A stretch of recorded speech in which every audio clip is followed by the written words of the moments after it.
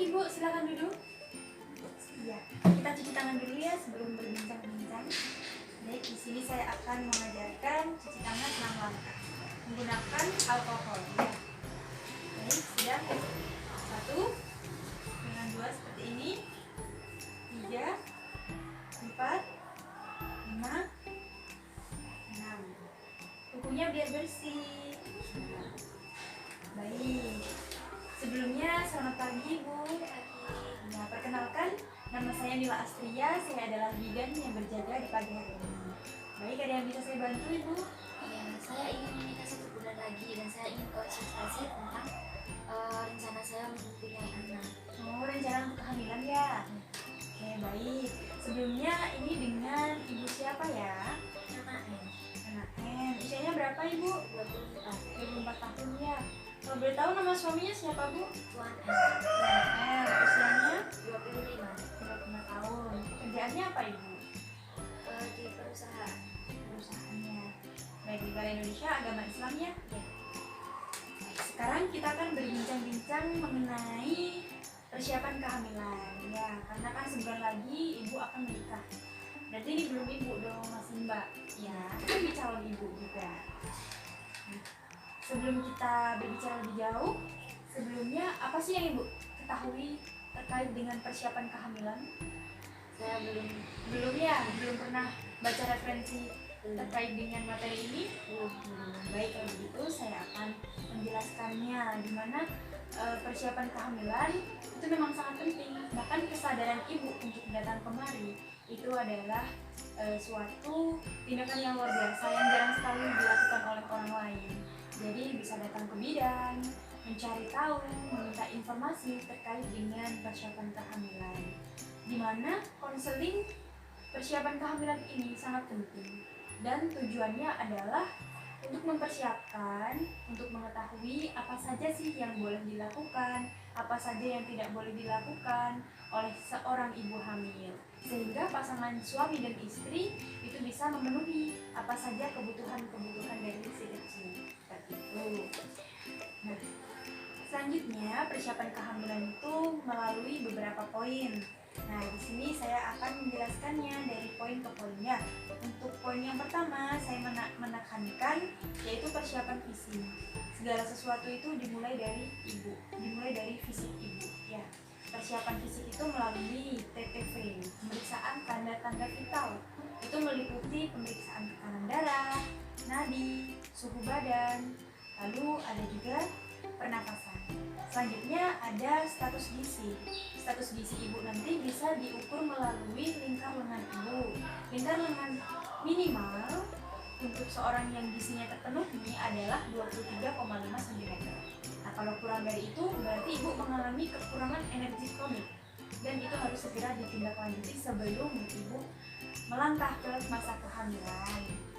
Nah, selanjutnya ada pemeriksaan darah rutin. Ini meliputi pemeriksaan HB, pemeriksaan golongan darah, seperti itu, sehingga nanti kalau sudah hamil, ibu melahirkan itu harus mengetahui golongan darahnya dan mencari pendonor untuk persiapan. Ya, yang namanya kita melahirkan itu kan harus bersiap siaga. Nanti ditakutkan ada terjadi komplikasi di mana ibu kehabisan darah, jadi sudah disiapkan seseorang sebagai pendonor dengan catatan golongan darahnya sama. Nah, berikutnya ada pemeriksaan urin rutin. Ini juga salah satu pemeriksaan fisik yang wajib dilakukan sebelum hamil.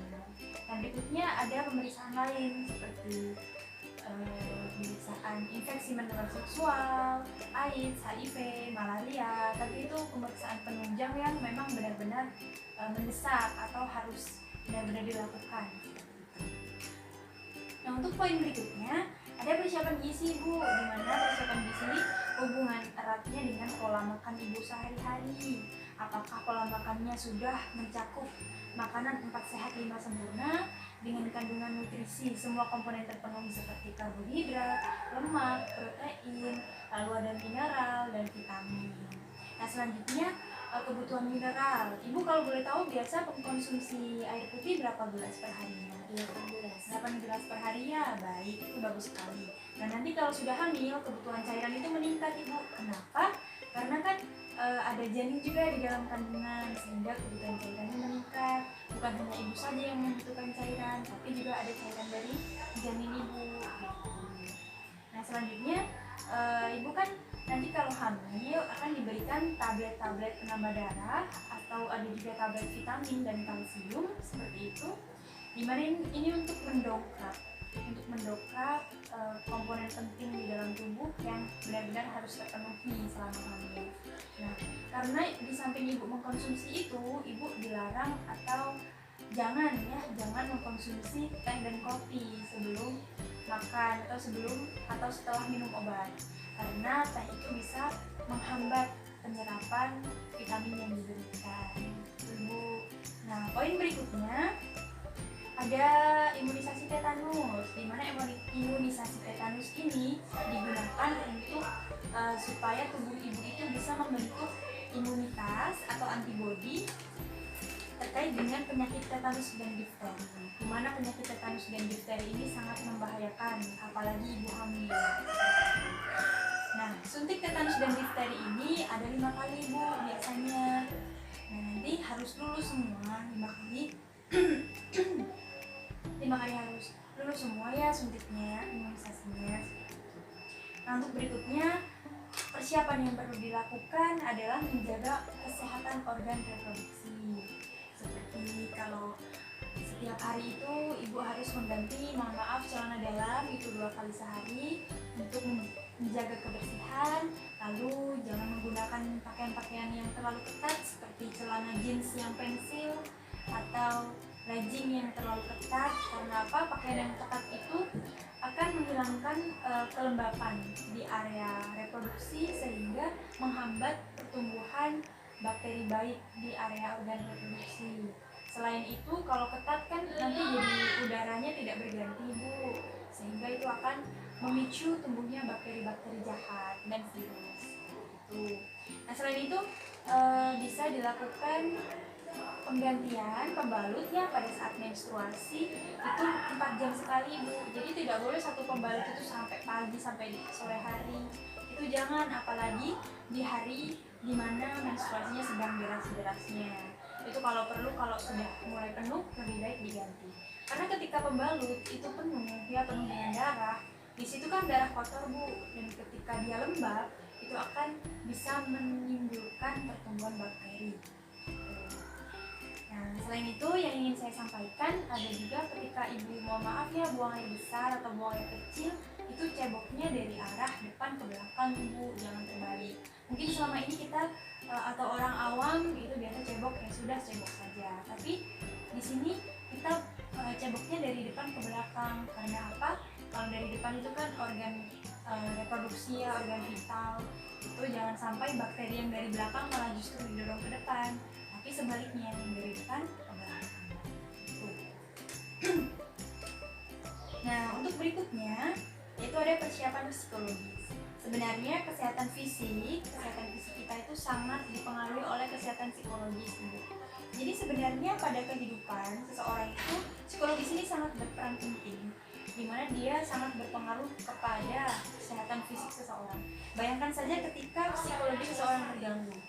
Misalnya contoh kecil ya bu ya, ketika sedang stres, walaupun dia rajin berolahraga, makanannya bergizi, tapi ketika dia stres, ada gangguan pikiran, maka moodnya akan menjadi jelek dan tubuh itu bisa menghasilkan hormon negatif, di mana hormon negatif ini bisa memicu berbagai macam penyakit yang bisa menjadi komplikasi yang serius. Jadi masalah kesehatan mental ini tidak bisa disepelekan. Jadi ibu hindari stres atau berpikiran yang berlebihan, apalagi sedang hamil. Itu kalau bisa beradalah di lingkungan-lingkungan yang bisa membuat ibu bahagia. Karena ketika kita bahagia, itu hormon positif diproduksi oleh tubuh, di mana hormon positif ini sangat berperan penting dalam kesehatan. Nah, selanjutnya mengenai psikologis, ini sangat erat kaitannya dengan 2 hal, yaitu dari ibu sendiri, psikologis ibu sendiri, maupun dipengaruhi oleh lingkungan. Nah, lingkungan itu siapa? Ya orang-orang terdekat ibu seperti keluarga, tetangga yang lebih luas lagi mungkin jangkauannya bisa anggota organisasi di masyarakat, Ibu. Jadi dijaga hubungannya dengan mereka. Kalau perlu ketika hamil nanti minta dukungan dengan keluarga. Jangan sampai ada masalah yang mungkin akan menimbulkan beban pikiran dan menimbulkan ibu stres. Jadi nanti disampaikan dengan suami, karena apa, ibu hamil itu cenderung sensitif Ibu, tentang psikologinya. Kadang dia cenderung manja, kok aku hamil nggak diperhatikan gitu. Jadi nanti bisa disampaikan dengan keluarga supaya selalu memperoleh dukungan, selalu memperoleh kasih sayang, dan ibu hamil itu merasa terjaga dengan baik gitu. Nah baik, kurang lebih itu Ibu, mungkin ada yang ingin ditanyakan dulu? Sudah ada? Mungkin sudah paham? Baik, kalau paham boleh nggak Bu disebutkan kira-kira tadi apa ya poin-poinnya? 2 saja deh kalau tidak ingat. Apa Ibu? Yang pertama itu Persiapannya apa persiapan tuh? fisik, terus gizi, terus suntik tetanus, terus yang keempat menjaga organ reproduksi. Iya, terus satu lagi apa Ibu? Ingat nggak Bu kira-kira? Persiapan Psikologis. Nah, itu Ibu sudah hampir hafal, berarti dari tadi menyimak dengan baik.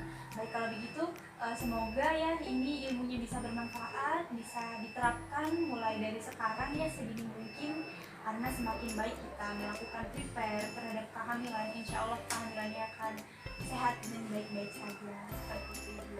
Baik, kalau begitu terima kasih atas waktunya Ibu. Nanti kalau ada keluhan Ibu bisa datang kembali ke klinik kami ya. Terima kasih. Selamat pagi.